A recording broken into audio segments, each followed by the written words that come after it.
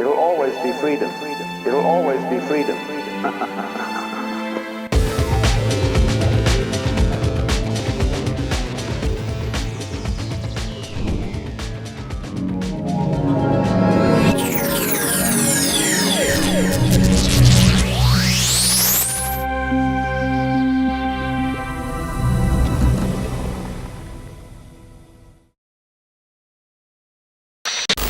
We have before us the opportunity to forge for ourselves and for future generations a new world order, a world where the rule of law, not the law of the jungle, governs the conduct of nations. When we are successful, and we will be, we have a real chance at this new world order.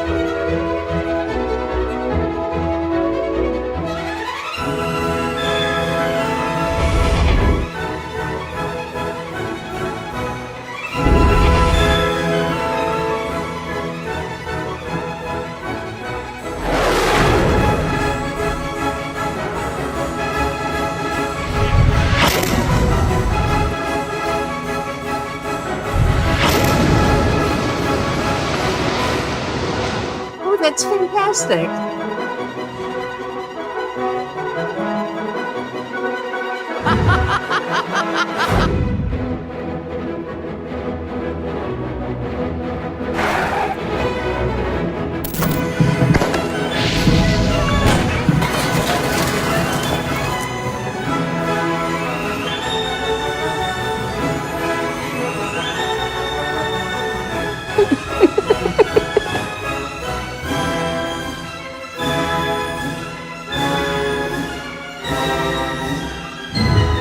Good God.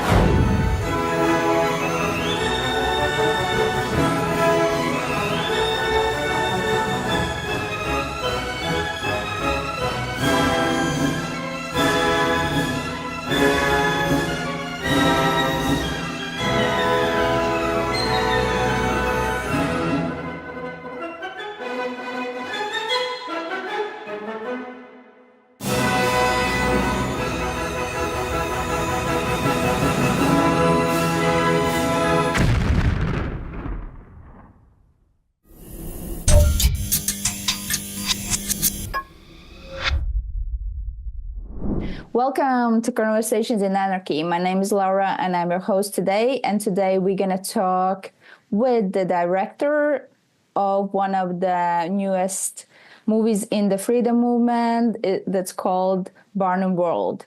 It was released on 31st of May in the United States. And if you look it up on imdb.com platform, it's rated actually really high with 9.5 stars out of 10. And if you read a comment about it, it says, Barnum World is a brilliant and eye-opening deep dive into the manipulative power of Barnum's statements in politics, and who better to guide us than James Nettie Jones, a descendant of the infamous Jones Plantation owner. Natty, with his sharp wit and sleek crocs, peels back the curtain to show how vague, feel-good language lulls the masses to sleep while power stays concentrated. This film doesn't just reveal the trick, it wakes you up to how pervasive and powerful this tactic really is. A must-watch. expect that this film can become a cult classic. Let's hope we are not so far down that it is too late. So welcome, Drew. Thank you for coming. Hey, my pleasure. And let's start with the question about how did you come to an idea to make a movie about Barnum statements, and how did you actually hold on it so that it got you passionate enough to actually make the movie? Well, legal man who played Natty in the movie, he has a podcast called The Quash, and he turned me on to Barnum statements. And a Barnum statement is basically, it's a statement that sounds like it's really meaningful. In fact, it emotionally grabs you, but in fact, it means nothing because it means something different to everyone who hears it. And, you know, the ones that we've all heard, you know, make America great again, that's a Barnum statement. They're unprovable and unfalsifiable.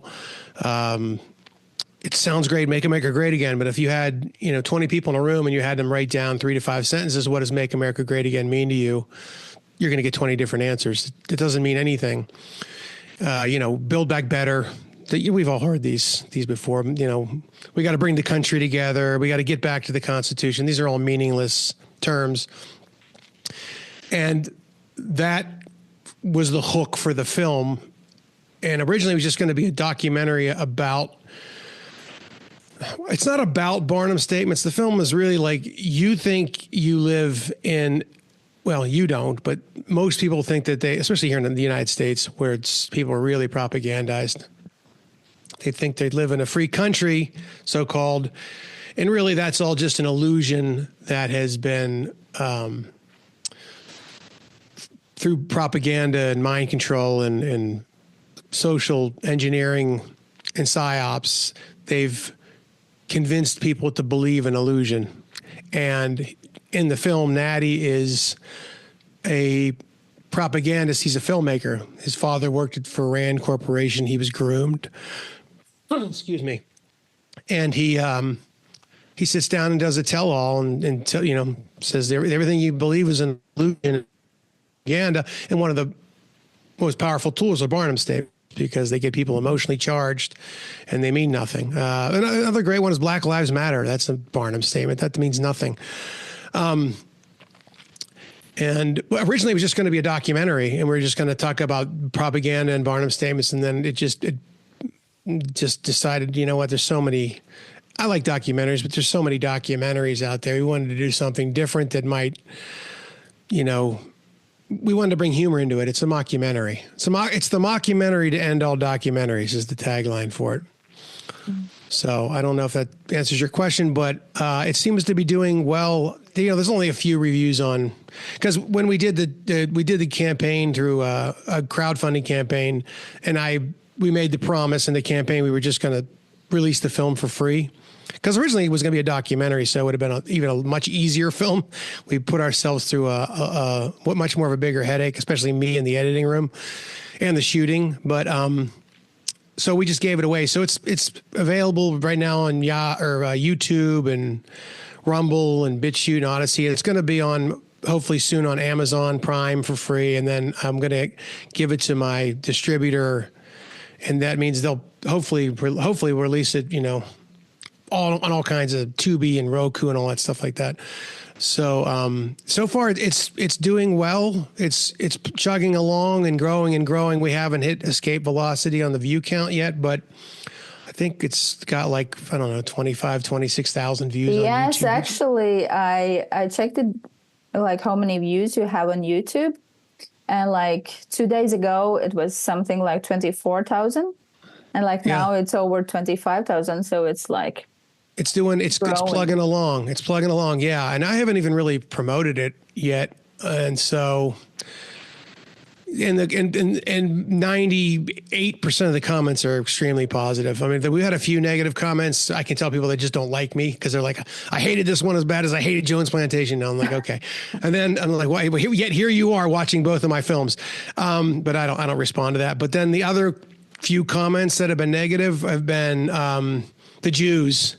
We didn't hit the Jews hard enough. The Jews. So like, we hit everybody equally. If you didn't see that, then you didn't watch the film properly, because nobody was spared in this film.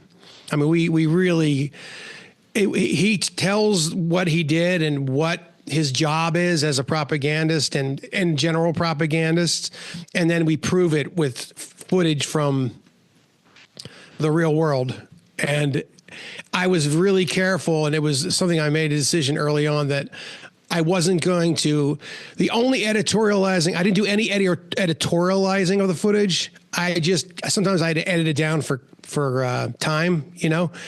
And so what you see is what you get. It's not like I, manipulated the footage to tell the story I wanted to tell, which is really easy to do. And that's what 99.9% of documentaries do. The documentary part of the film, it's very difficult when you watch Barnum World to get through that and go, to not see what we showed you. I mean, we prove what he says. That was kind of the thesis of the plan. And if you can't see it after you watch Barnum World, then I can't help you. You don't want to see it.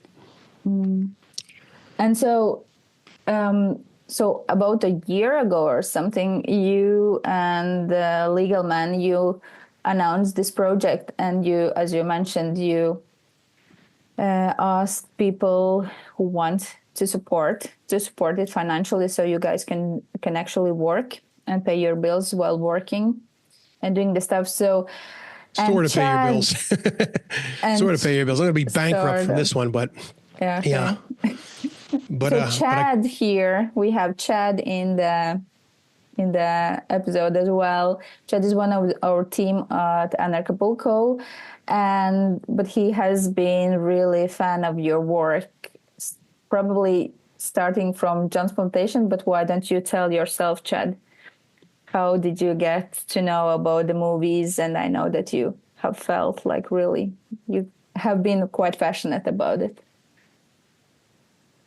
Yeah, the last many years, Larkin Rose really had a lot to do with me waking up. I was involved in the Philadelphia area libertarian movement many years ago, and just naturally I came across Larkin, and I got into Candles in the Dark a few years ago. And I was familiar with the short film Jones Plantation. It's like a little animated thing that Larkin or one of his people made many years ago, and I always liked it. And then when I heard that they're going to make a movie, I said, oh, wow, I need to know what they're doing. And then I saw that Drew was like, asking for money and crowdfunding. And then it occurred to me that maybe Anarchapulco can help out a little bit. So I just tried to help out here and there.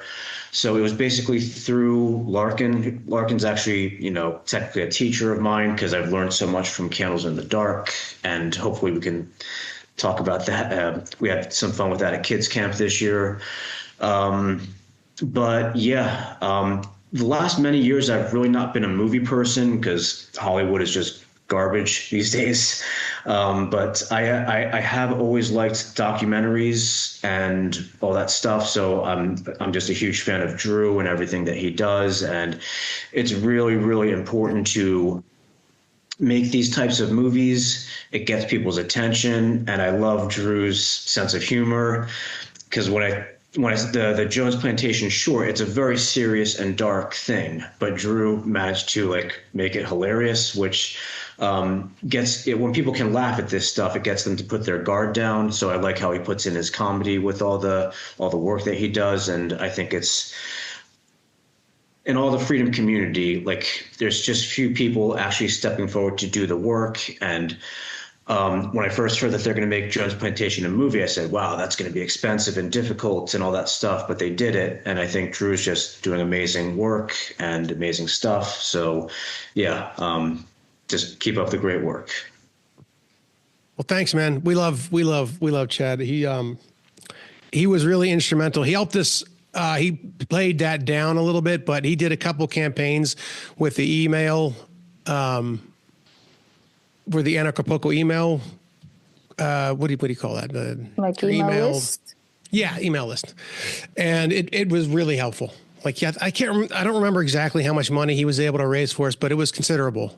I think it was, I think he did two of them, and I think it was close to $5,000-6,000, which is huge. Especially, I think he did one of them in post-production once, because we spent most of the money in production. That's just how it goes, especially Jones Plantation, because I think all told, I think we ended up spending like $300,000 on that.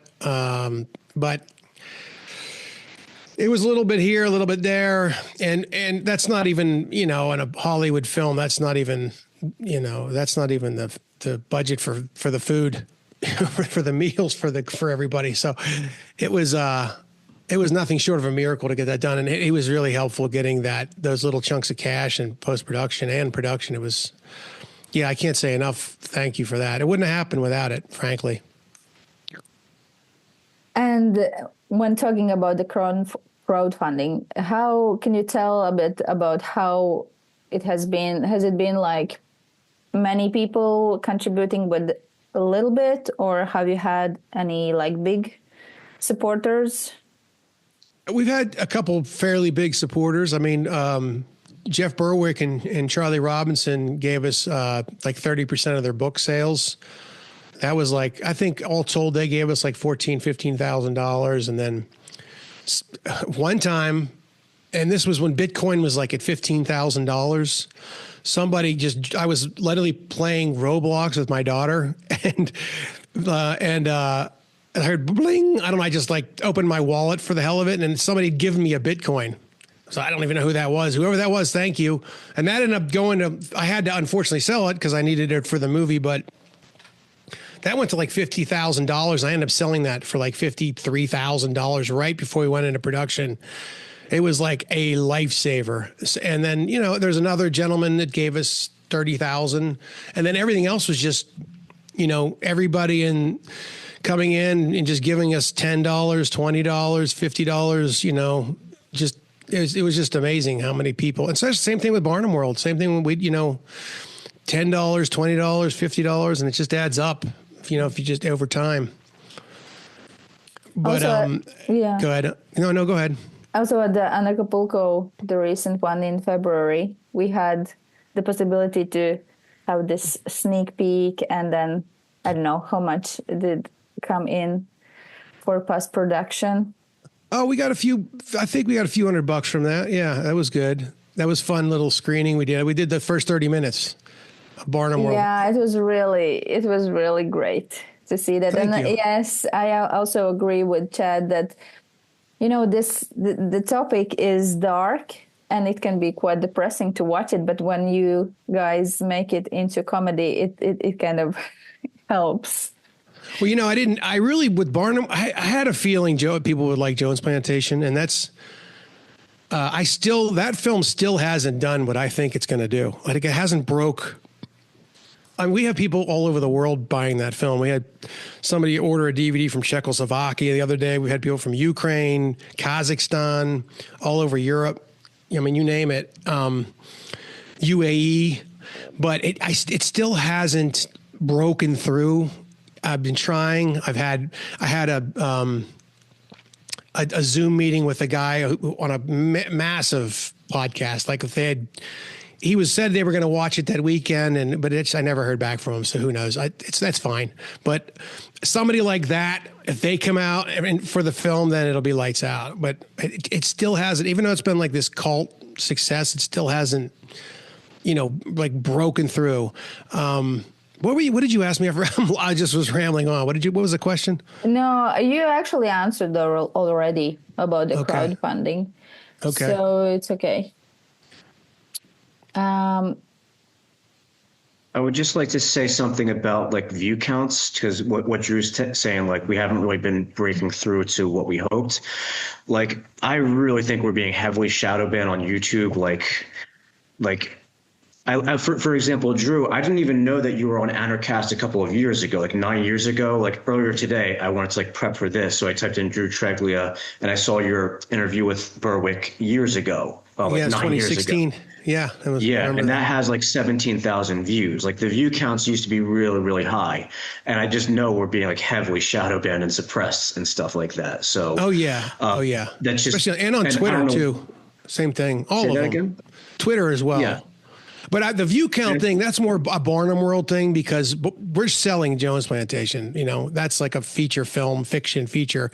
Barnum World's a feature film too, but it's a mockumentary. It's much of a smaller budget. But I think it's, so I didn't, that's what I wanted to see. I didn't know. I wasn't sure about, I knew that people would like Jones Plantation. Like I said, it hasn't gotten to where I think it's going to get, but I wasn't sure about Barnum World. I really wasn't. I was like, I don't know if people are going to like this. I don't know if it's good. I really don't know. And because it gets very dark. And then we pull out, like there's, I don't know if have you guys seen Barnum World? Yes. The part where it gets into the you know, the propaganda through television and the degeneracy, and then you get into the Back the Blue, which is a really good Barnum statement. That gets very dark, and I was like, and so when we screened it here in Phoenix on May 31st, this past May, and I wanted to overwhelm people, like I just wanted to overwhelm them with imagery, and at first they were laughing and stuff like that. And then as the film got into like, you know, the into the third act, it was like, you could hear a pin drop in the theater. And I'm like, oh God, this is going to be a fun Q&A. I'm going to get attacked. But it wasn't like that. I mean, the people sincerely loved it. And, you know, people always say they love it at the screening, but afterwards we went out and, you know, had talked with everybody and people really loved it. And I had multiple people tell me they liked it a lot better than Jones Plantation, which I did not think I would hear that. So it's a good sign. So at least the rating of it is better than Jones Plantation, at least on Well, against that, though, there's only like 10, there's not that many ratings on Barnum World. We've got like 500 or 600 for Jones. So it's going to go down. The other thing with the Jones rating is they're suppressing that. I don't know if you know, IMDb, like if you go and look at like, I don't know, what's something the regime will love. They did this musical about a transgender Mexican woman. Do you remember that movie that came out, was nominated? It's like Maria Gonzalez. There was somebody's name, and it literally like a 1.0 rating in Latin America, and they make it like it's a 5. They can only do so much, or like, you know, some other movie like, I don't know, what's the one about I don't know, some film that they love that's pushing their shit. They'll, if it's like a 5, they'll give it like a 6.5. Like they'll just fake it. So because until now, at least when me and Chris, my husband, when we have been choosing what to watch, we don't watch anything so often. And then he often looks at the IMDb like rating, and then pretty often it has been like okay, or like. Comparing to the rating on the platform, we have agreed that it's kind of there. But I don't know, I have not been, you know, watching these kind of movies that you mentioned. Well, if you look at it, they'll have their rating and then the weighted mean, which is the actual rating. So like Jones Plantation's like 7.5, but they'll rate it 6.6. Yes. And it's like, and I wrote them like, what is this shit? And it's just their way to suppress stuff they don't like. Oh, okay. Same with Rotten Tomatoes. Like Rotten Tomatoes, there was a movie out, I don't remember what it was called. It was like about a bunch of black women that were like in this tribe. There were these warriors, Warrior Queen or something. Yeah. You know what I'm talking about? I think I know. It gets like a 20% from the audience, but then the critics, it's 100%. Like literally they all get in line, and it's like, you can't trust that. So they just, it's all political. It's all political horse shit. Okay. But we just wanted to say, like, someday in the future, like our community, we need to have a serious sit down and talk like tactics and strategy for how to get past the suppression. Cause I know it can be done with like grassroots stuff, but it's just like, it's no joke. We're being suppressed with the algorithms and stuff. So I just wanted to put that out there. Someday we need to sit down with like tech people and promotion people and figure out how we can get past this. Cause it's very, the number one tactic you can use is to make the content undeniable. That's really, at the other end of the day, that stuff, it doesn't help for sure, and it definitely hurts. But if you make the content undeniable, it's just takes a little longer. but it will break through. I mean, we had the Jones Plantation. They taught it at a university for a semester in Canada. I can't remember, Brock University, I think it's called. And that guy was not like, he was like a left-wing professor guy, but he just had a lot of balls, and he really loved the film. He had a lot of integrity, and they taught it. I mean, stuff like that. It's just got to, and all the class all loved it, you know. And he was like raving about, you know, how much what a great lesson it was, you know. So it's a nightmare what we're living in, but you know, it is what it is. He's got to make the content as good as possible, you know. That's really great to hear.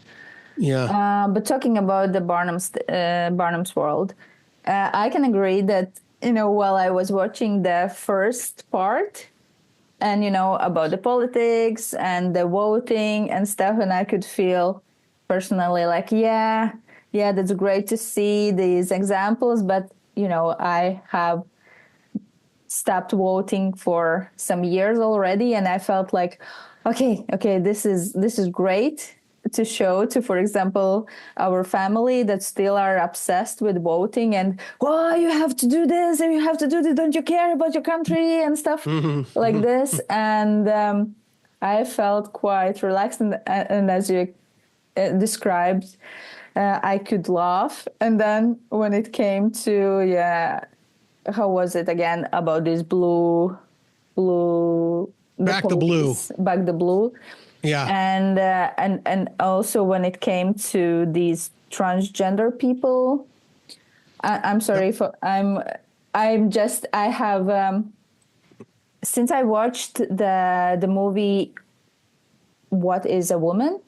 Have you guys seen that one? I watched that, yeah.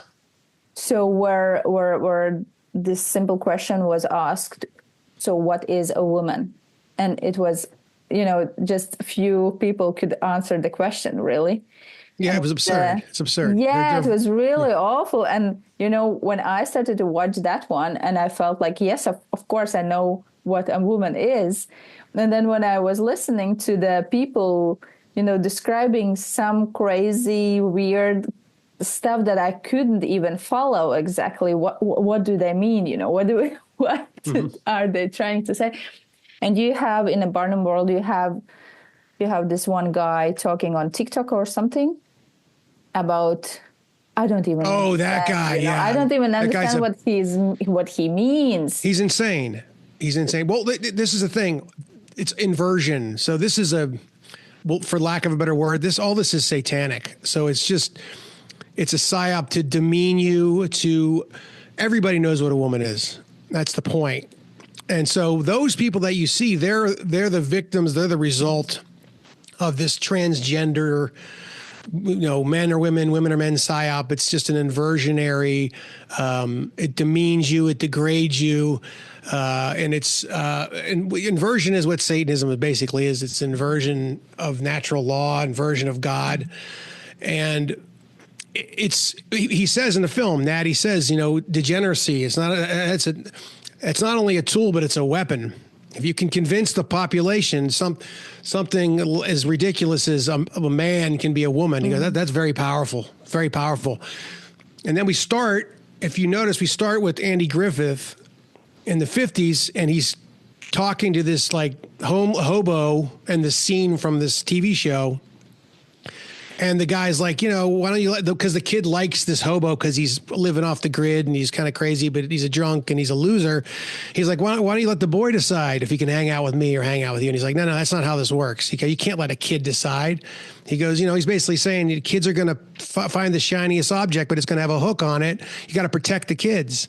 And literally we go to the 70s. And it's like, I can't remember the name of the show. It's One Day at a Time was the name of the show. And the mother is literally, because all this shit started in the 60s, all this inversion, really. And she's talking about, It's great that you can choose for yourself. I'm glad you should make your own decisions. You know, it's like the exact opposite. And then she's like, yeah, and I think the decision you should make is date a lot of boys. So it's like, you know, you should be a whore and you should be a kid and make all your own decisions. You're fine. That's what a kid should do. And it's like, and then it just degenerates down the line. And then the next thing you know, it's like transgender TV shows. It's like for kids. It's like kid transgender cartoons. It's just, these tactics, it's the boiling frog. You don't notice them, you know, and then you just kind of take a little bit and a little bit and a little bit, and the next thing you know, you're like, what the fuck just happened? And here we are. And you know, I've lived long enough that I've seen this in my lifetime that it's just what's going on now is so insane. And if you want to really see it, go watch old TV shows. You won't believe. Like it was a completely opposite. Everything they were pushing on people, they're pushing, you know, everything that will work for you, working hard, family, doing the right thing, all the good stuff. And now it's the exact opposite. And that is not by accident. That is a social engineering at its finest. And they've done a great job. And all these people that you see that are, you know, on TikTok, they're just, for whatever reason, whether it's their ego, whether they're weak, obviously they want to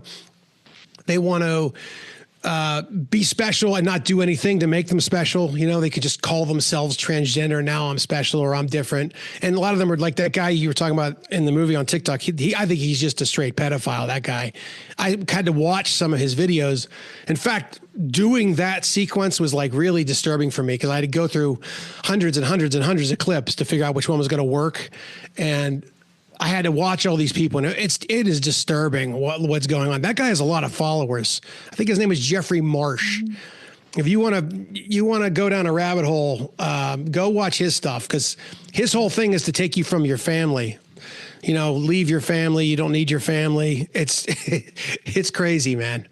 But anyways, yeah. So it all starts from somewhere, and then once they shoot that psyop out into the world, then all these people come along and just take it and run with it, and it becomes a thing. It becomes its own. It works on its own. Once they get it started, it's like an avalanche.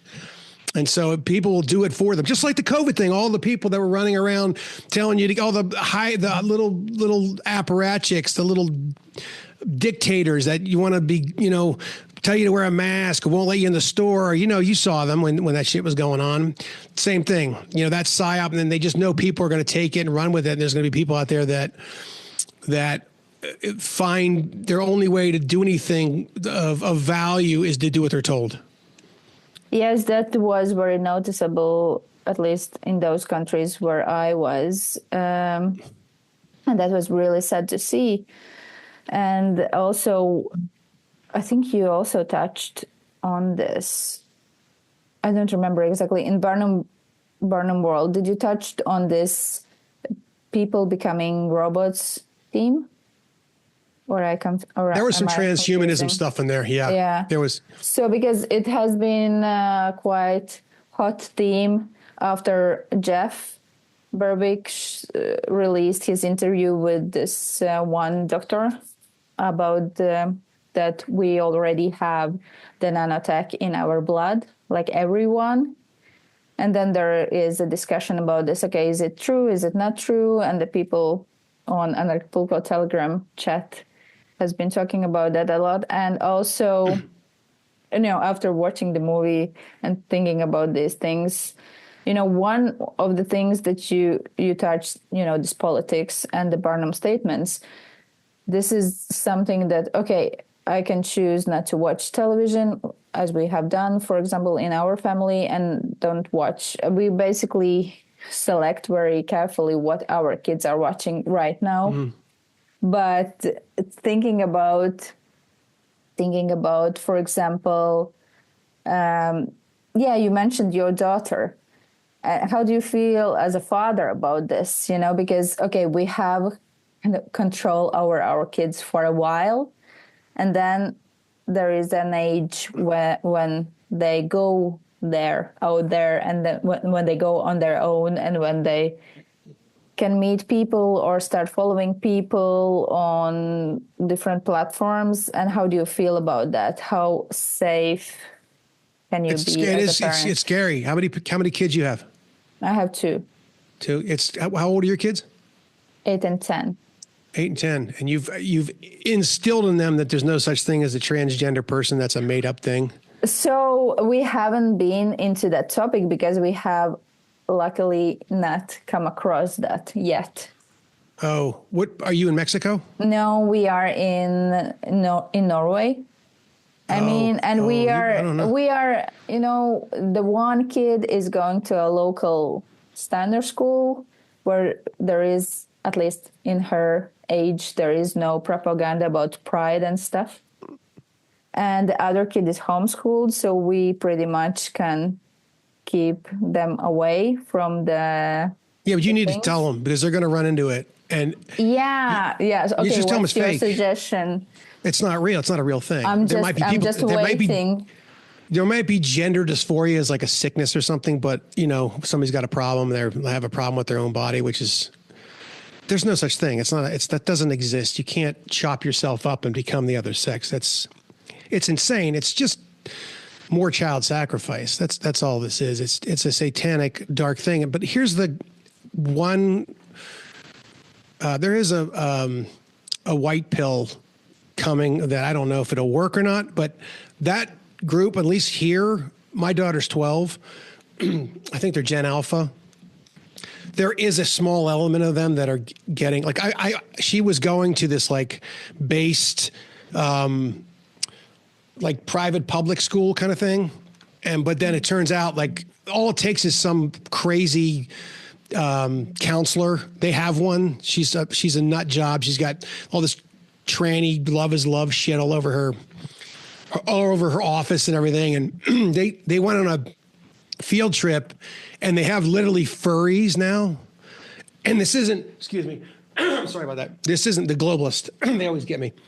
This isn't like, kids dressing up. Like they literally identify as furries, and the teachers who are supposed to be the adults in the room let them do this. But here's the thing, which is insane, right? And probably most of them don't know it's all lies, just like, they knew it was lies during Bolshevikism. They knew it was lies during Mao, but they're scared. But there's a huge proportion of her generation that fucking hates this shit. It's like she fucking hates it, and she knows this bullshit. And so I think that she has been programmed properly, that she's untouchable, I think. But it is scary. But like they can't stand. They know that the system is bullshit. They're not voting. They're never going to vote. Like I tell people this. I heard my daughter talking to one of her friends who's, her parents aren't so wise, and they were saying something about the election, and she's like, I just want you to know all presidents are criminals, just so you know. And I was like, yeah, that's my girl. And there's a lot of them like that. They just know it's horseshit, and they know that, and they could see it with their own. It's so ridiculous now that, boomers have a hard time because they were so programmed. So it's so hard to accept that everything you've been told is a lie. It's a really difficult thing to do, especially boomers because they're older. So it's like you got to do it late in life. But that generation, they're pretty based. Like I'm kind of, that gives me a little bit of hope, even though there's a group of them that are being abused still. This is child abuse. That's what this is. Like there was a guy apparently in the school who was like suggesting that his son was a woman and he wants to go into the girls' bathroom. And I'm like, I'm telling you right now, I'm going to go find this guy and I'm going to kick the shit out of him in front of the whole school. That's going to happen. You piece of shit. You're not sending your son to my daughter's bathroom. Like this is unacceptable.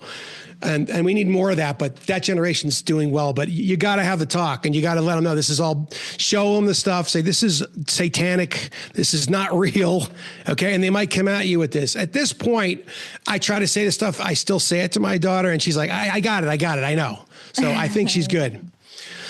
12 years old, I just was participating in at one kids camp, and the 12-year-olds are seems quite big kids.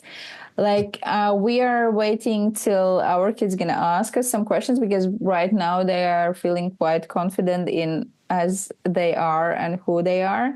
So I think we feel more like, okay, while those questions are not coming from them, we don't want to start them to. Well, let me pay suggest this. attention Just to that.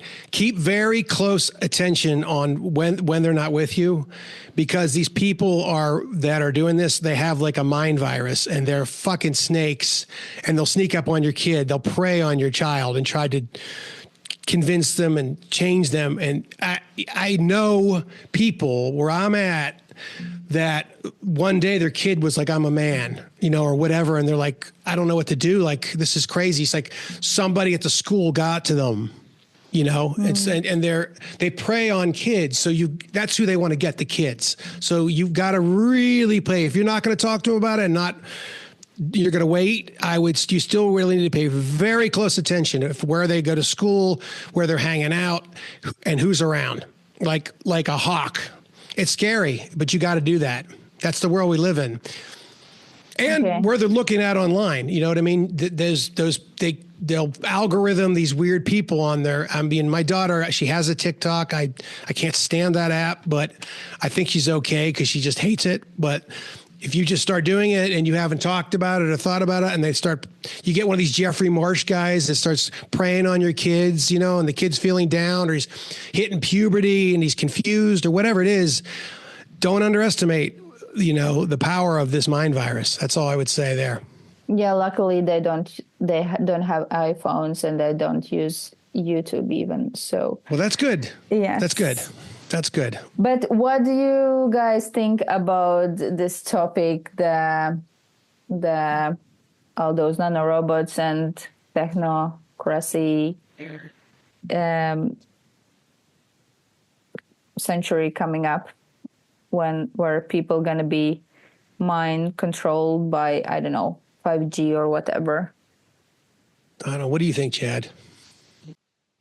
It's kind of over my head, It's like there's so much stuff that can be said, and the only thing that I do to, keep focused and keep my sanity is just core principles.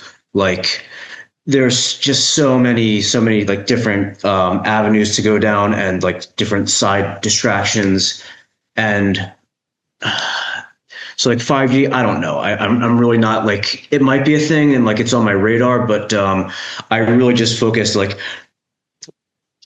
I don't focus on all the cultural things. My whole thing is like focus on the real evil. The real evil is like the IRS taking your money from you so they can go bomb people. I'm like, we need to focus on like taxation is theft. You can do whatever you want with your life. Just you don't have the right to do it with mine. So I stay focused on those core principles that authority is a myth. You have no right to steal. You have no right to commit violence. It's like I keep going back to candles in the dark, but like core principles, like keep it very, very simple with the logic. So there's the cultural stuff, like the 5G and all this and that and the other. I pay attention to those arguments and I listen to them, but at the end of the day, it's just like I see these people on YouTube who I listen to, like, like Candace Owen, she makes a lot of sense, but then she goes off on like these side issues and stuff. And I'm like, why are we focusing on the real evil of this world? And the real evil are the order followers with guns who are stealing our money from us and killing us and blah, blah, blah. So I tend to focus on those core issues and not like the 5G stuff. And like, I pay attention to vaccines and all that stuff, but my time is very limited, just like all of us. Like I've only got I'm almost 40, and I've realized how sensitive time is, and I'm really focused not on all the 5G stuff and then this, that, and the other. I'm really focused on just the core principles. Like, we need to prove to people taxation is theft. They have no right to put us in prison if we haven't hurt anybody. I'm focused on the core principles. So that's just my 2 cents. So. Because what you already mentioned, Drew, about how people were just following the instructions during the COVID with the masks and stuff, and it was pretty obvious that if the time, or when the time comes that the order gonna be, okay, everybody needs to get chipped and stuff, otherwise you're a threat to society and security and stuff. It was pretty obvious that most of the people gonna do that with no big objection or questions. That was quite scary thing.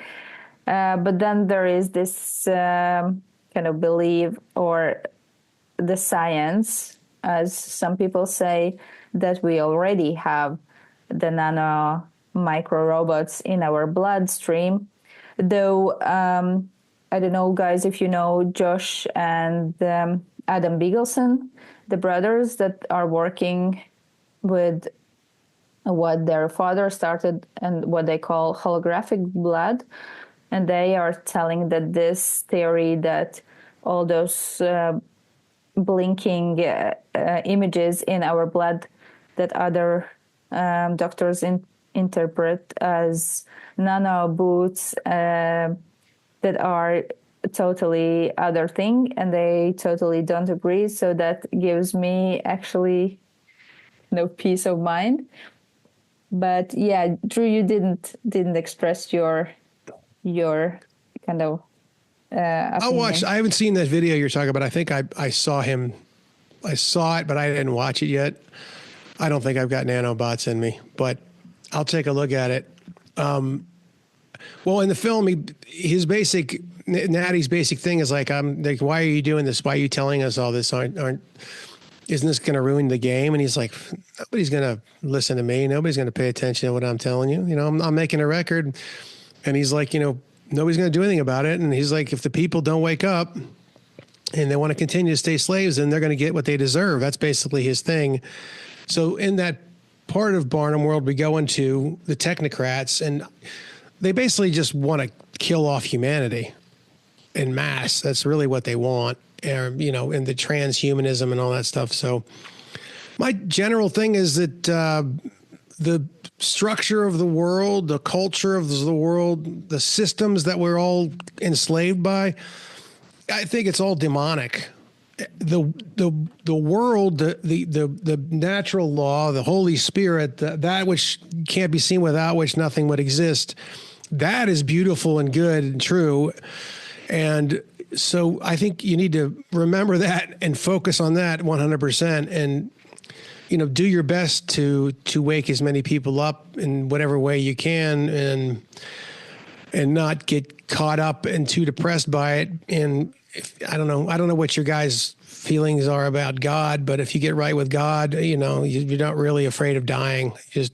You're not gonna sell your soul or your integrity because you're afraid of something that these demonic entities, people, whatever they are doing. And they are fucking crazy, and they are evil. And I mean, I think we're talking about this. I was talking with a guy named Doc Malik. You ever heard of him?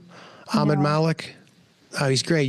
People should follow him. He's a doctor in England, and he came out against the vaccines. Like, he was in like the operating room that was empty, but he was like, this is bullshit. And then he lost his license and everything. And I mean, he's got a lot of integrity. He's a good man. I know him now. And he said they just legalized they call it post-birth abortions, which is just killing a baby, right? The babies, they stop the baby. This is in England, which is insane now. Like, when its head is almost out, before the head's out, he explained the process. It's disgusting. I don't even want to. They stick like a needle in the baby's back of the baby's brain. I mean, it's child sacrifice is what it is. And so these things are terrible and they're evil, but you can't remember that is the, you know, it's the, whatever you think about the Bible is that, paraphrasing this, but you know, the whole thing with Satan saying, you know, I'll give you everything you want. You can have all the riches in the world, Jesus. And he's like, you know, you're the prince of darkness and you run this world. I'm not worried about this world. I'm not, you know, I don't care about all the riches in the world. So I think you got to focus on, I'm not focused explaining this, but you got to focus on that and not get too sad or upset or depressed about all the shit these demonic entities are doing. Whether we're going to win or not, I have no idea. I guess at the end of the day, God is writing the script anyway, so it doesn't really matter. But yeah, I don't know if that answers your question. But yeah, they're trying to kill us, and they hate us. They're anti-human. And so that's the way I look at it. I don't like the freedom thing. I like more like we're pro-human and these people are anti-human. So that's kind of how I look at it. You know, I understand taxation is theft, but they might not even need taxes in a while. If they get this AI thing rolling and get the CBDCs and everything, they're not even going to need taxes anymore. They don't need taxes now. They don't. Taxes were back in the day when, you know, they wanted to go to war and the king needed the gold to pay for the wars and stuff. Now it's all digital, so they don't even really need taxes. They can just print the money, but they want to keep taxing us to abuse us and to extort us. But yeah, I don't know where I'm going with this, but I hope that answers your question. Yes, it does. I'm rambling on today. I'm known to do that. But, you know, talking about when you have been making these movies, you know, to expose the stuff, has it in a way changed you in some way? Like, I make Like sure every in time. Anyway, because you have been spending so much time to make it, you know. Well, with Barnum World, when you see, because one of the best tactics they have also is repetitive content. So, you know, that's the one that clip it that everybody's seen with it's a threat to our democracy. And it's like 50 people from news channels all over America saying it's a threat to our, you know, false information is a threat to our democracy. They all say the same line. And it's like this, I had that in there, but then the next clip is this really creepy, weird thing where they like 30 Congress people did this whole like bit. They all said exactly the same thing, and they all had the same bod. You know, some of them changed it a little bit, but basically the same physical. They had this mic, and they're like da da da da da da, and then they sit down and go, and that's the truth, and then da da da, and that's the truth, and that's the truth. Seeing that stuff, there was a lot more of that, but so I went through all this repetitive content. When you see that and you step back, and I'm actually looking at it all at the same time because it's all over the place, and you know, there's so much coming at you. Sometimes you just don't, it doesn't sink in. But when I'm sitting there looking at it and focused on it for like, you know, 2 weeks editing that sequence or whatever it was, that kind of screwed me up a little bit. I'm like, holy shit, like it is so bad. It's so much. The world is run by unbelievably evil people. And that's also one of their tools is that most people are decent, kind people that just want to raise their families and get on with their lives and, you know, go to the beach or whatever. And they just can't fathom how evil the people that run the world are. And so they continue to carry on because people just can't believe it. They're just like, oh, they're good people. They're doing their best in a tough situation. It's like, no. You don't understand. These people want you dead. They want your kids and they want you dead. And that's actually one of my favorite lines in the Jones Plantation when they're at the scene at the stairs and he's like, I'm trying to remember what he says exactly, but he's like, if for most people can't imagine that, you know, people like you exist, Smith. And he's like, that's our greatest weapon or something like that. It's like, that's one of the best tools. But yeah, just seeing all that content, have to look through all that content, that the degeneracy content and the repetitive content and all those like psychotic technocrats. It was pretty disturbing. I don't know if it changed me. I already knew, but to see it like that, it was disturbing. It's like, you know, that post-birth abortions are happening, but it would be way worse to have to sit there and watch them do it. You know what I mean? And that's kind of what it was like, having to really dig in and look at it and really intensely look at it. There are hundreds and hundreds of clips of this craziness. It was like, wow, it's as bad as I thought it was. So I didn't even know that there is such a thing as post-birth abortion. Oh yeah, that's totally new to me. It's like they may not call it post-birth. They might call it like. They call it something else that they try to do. Whatever they call it, I didn't exactly. Even know. It's just baby. I mean, like this. It's not crazy. It used to be like, you know, and that's how they get it in. They always they baby step it. So they'll, you know, oh, we just want to. It'll only be first 3 months. It's only, you know, it's just a clump of cells. Blah blah blah, and then they wait and everybody gets used to that. Then they throw the next one. Then they go a step further. And what's coming down the line, I'm telling you, I predict this, sure, the AI stuff, they're trying to get pedophilia normalized. That's the next move. They want the kids. They're trying to normalize. They're already calling them MAPs, minor attracted persons. Have you heard this? No. It's like a nice way to call it a pedophile, minor attracted person. That's already starting. So they just, and they have all the money in the world. They have all the resources all the time. They can break the law, do whatever they want. And so they're just constantly working. It's the Obamacare. 10 years before Obamacare, Hillary tried to do Hillary Care. And everybody fought, and they got it reversed. I was like, oh, okay, that didn't happen. They went back with their lives, and these guys just slowly propagandized. 10 years later, Obamacare, boom, pushed it through, and there it is.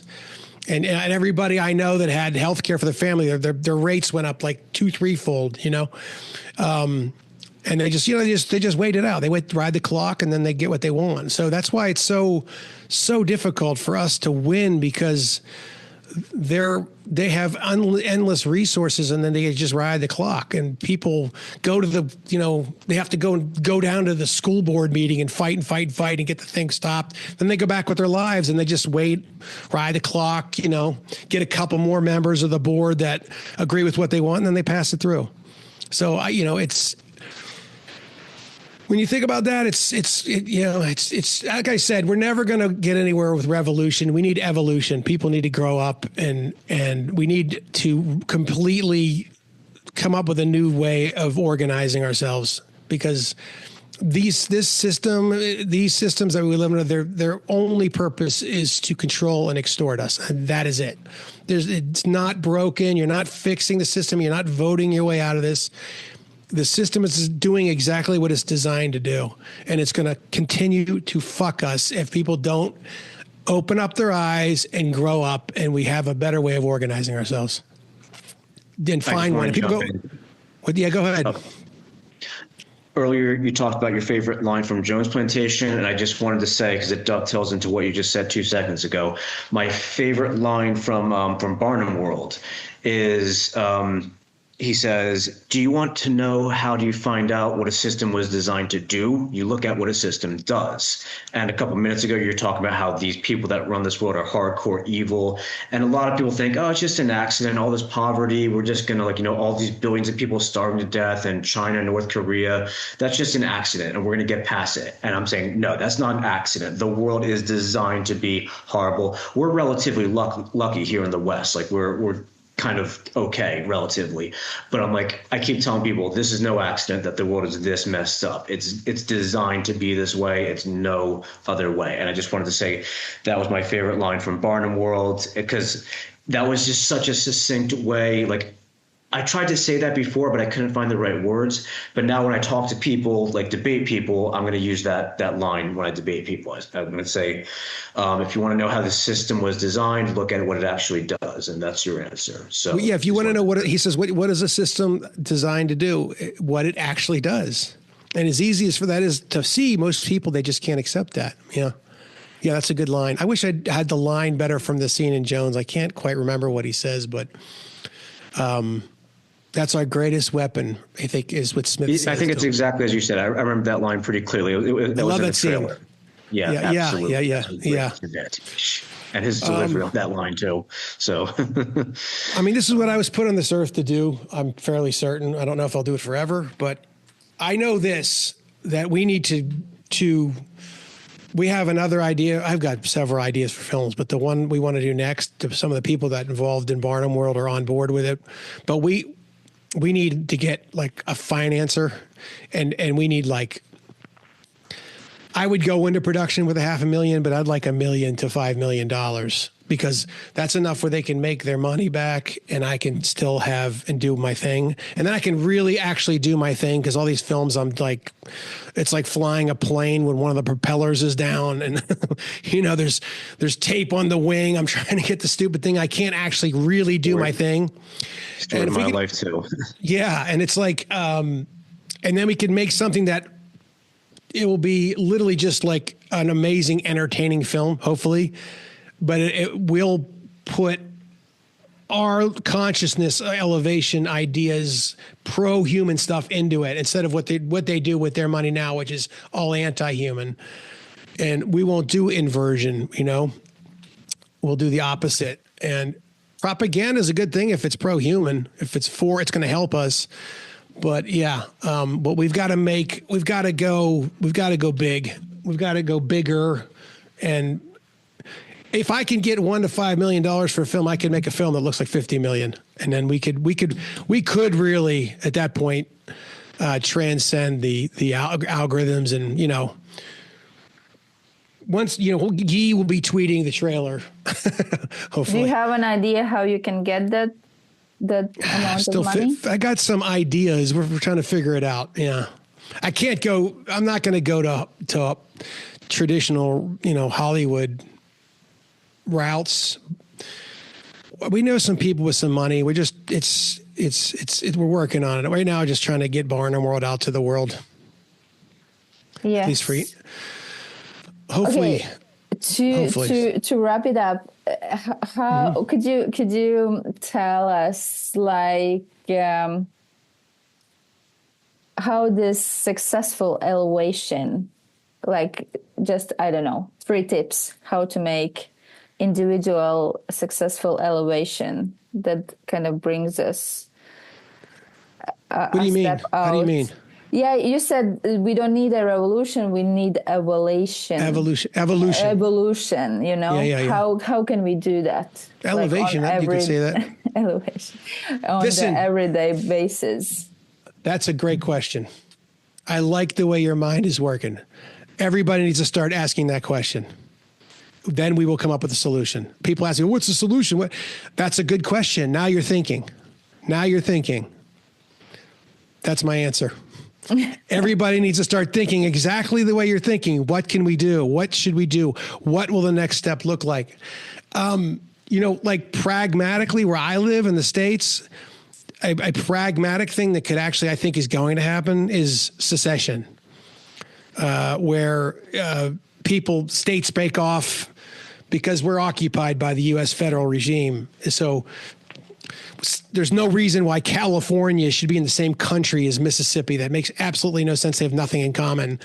That to me is the first thing is just, you can't have governments that govern 350 million people. That makes no sense. It's the government that governs 350 million people. The only people that are advantaged from that are the people working for the government that governs 350 million. The people get screwed in that situation. So pragmatically, secession is something that could actually happen. It could work. But as far as big picture, humanity-wise, that's the questions we need to be asking ourselves. Everybody needs to start asking ourselves that question. What can we do? What could be a solution? It could be a smaller one. It could be a bigger one. It could be a smaller one that you test run. You fly that balloon and see how it works. But it needs to start. We need to start really asking that question. Another one I've heard is kind of cool, if you're talking pragmatically, is the idea that a government could be something you join on the internet. And so one that's doing better would have more regions that they have locations in that you pay them a certain amount and then you get security, you get healthcare, whatever it is that they're offering, and you could find the government you want. And then if you don't like it, they're not doing the job, then you just fire them and go hire somebody else. It could be that could be something that could be potentially possible. So have you heard about the Liberland?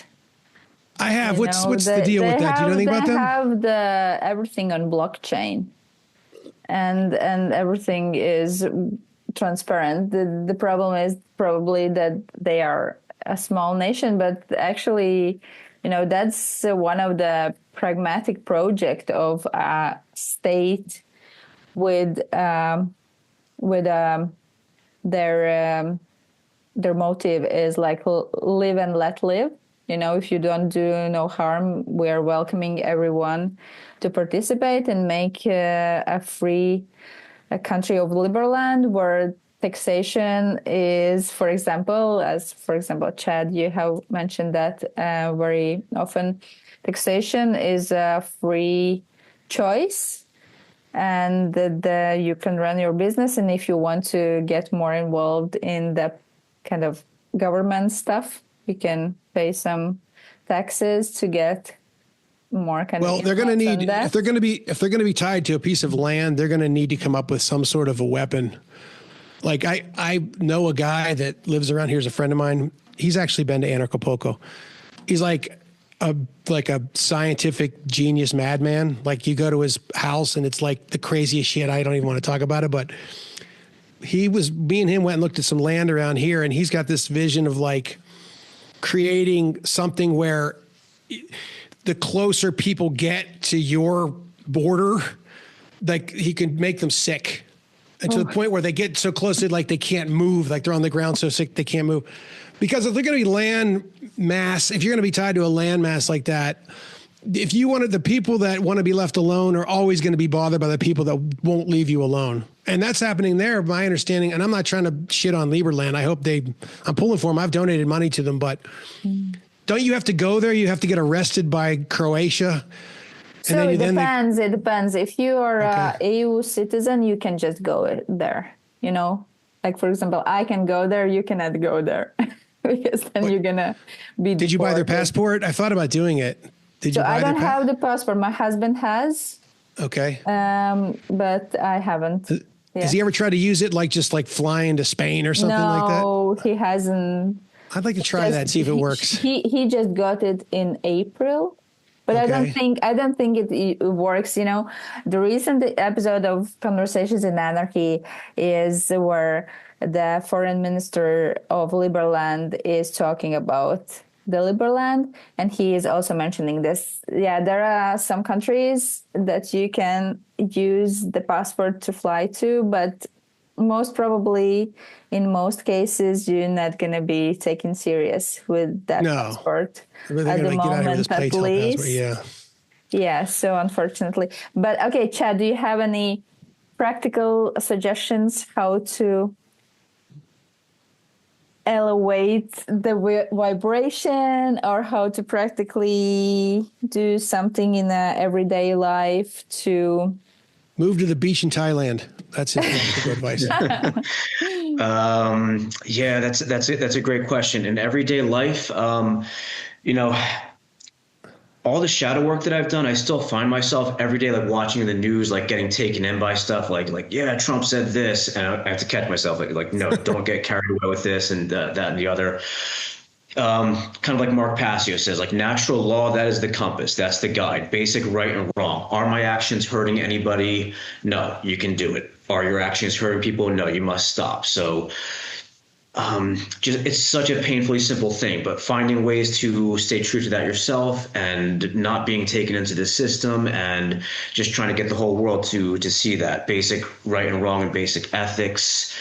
And I do think like I like Earthship systems, and there's crypto and gold and silver and all that stuff. That stuff helps, but it's not going to be what pulls us out of this. It's going to be basic morality. Yeah, like that stuff is very good. Like in my awakening, that stuff, it proved to me that we don't need the system. So like I found all this stuff within a couple of years, like crypto and off-grid stuff. I'm like, oh, garbage and sewage can be done without the state. Security can be done without the state. Transactions and savings, that can, like that stuff, it expedited the process for me, but it wasn't the actual thing. I actually woke up, I really became an anarchist back in 2019, right before I came to Anarchapulco. I went to Cambodia and I took a trip of the killing fields where in the 1970s, the Cambodian government just wiped out half the country. It's a very haunting experience. And I remember being on that tour, and I was afraid of being called an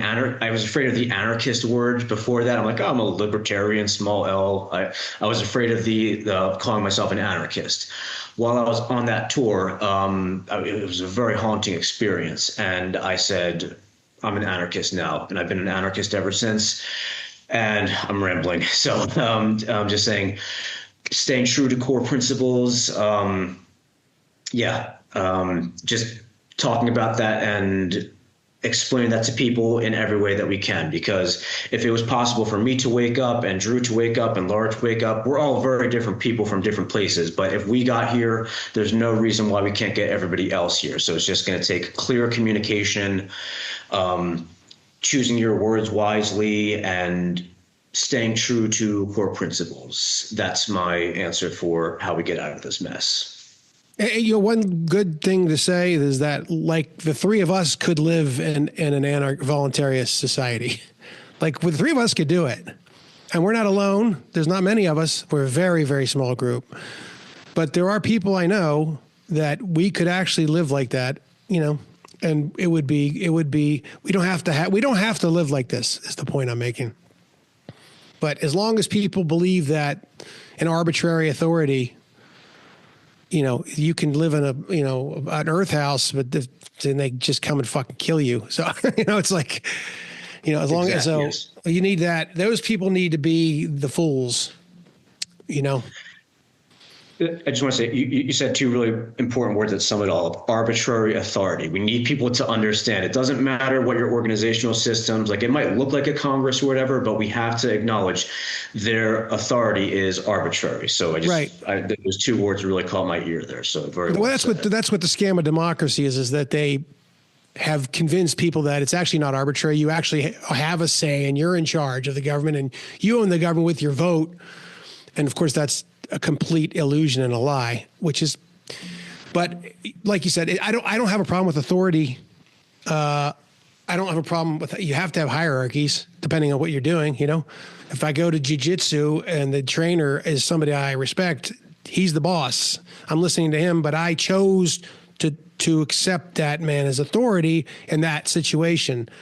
It's the arbitrary authority. It's that you're born into this situation and you do what you're told, or else. And that's why we're suffering. The people need to wake up to that. Some people have rights to do things that others don't. Like, I don't have the right to steal your money from you. Laura doesn't have the right. Like, you can't make that right up. Like, it's like this magician's trick the spell that we're under. The thing that some people have these rights to these things and they don't. Everybody needs to be held to the same rules. Exactly. That's exactly right.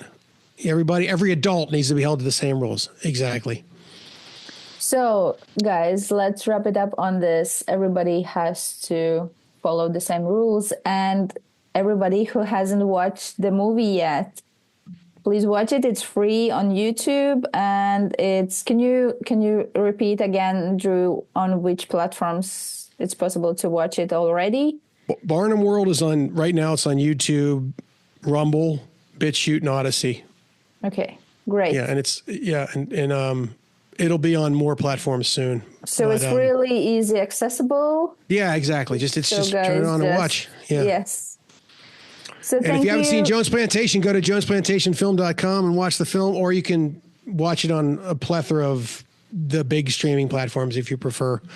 But go there, get yourself a cool Venn diagram Jones Plantation shirt or something. I was going to ask you about the shirt. I saw little bits of it as you were moving around, but it looks like a pretty cool shirt. It's the color wheel Venn diagram. You are here. It says Jones Plantation. You are here. We all live on Jones Plantation. All right. Hopefully that was enlightening. I know I rambled a little bit, but thank you guys for having me on. Thank you so much, Drew and Chad. Thank you so much for being here.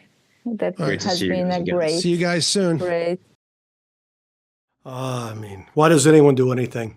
It's my destiny. I don't know. Nobody else is going to tell this story.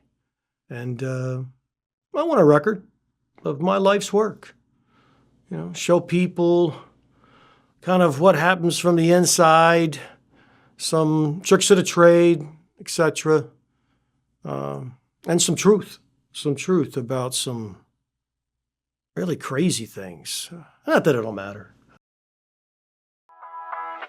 Hey, anarchists, freedom lovers, and rebels with a cause. Get ready for Librepulco, the most anticipated anarchist gathering of the year in Europe. Join us at Arc Liberland Village right here in Apatin, Serbia for an unforgettable experience. We're talking inspiring speakers, hands-on workshops to ignite your passions, and epic parties that'll keep you moving all night long. And don't miss the highlight, a boat cruise to Liberland itself. Connect with like minds, share ideas, and build the future we believe in. Grab your tickets now at librepulco.com. That's librepulco.com. Your freedom, your community, your revolution. See you there.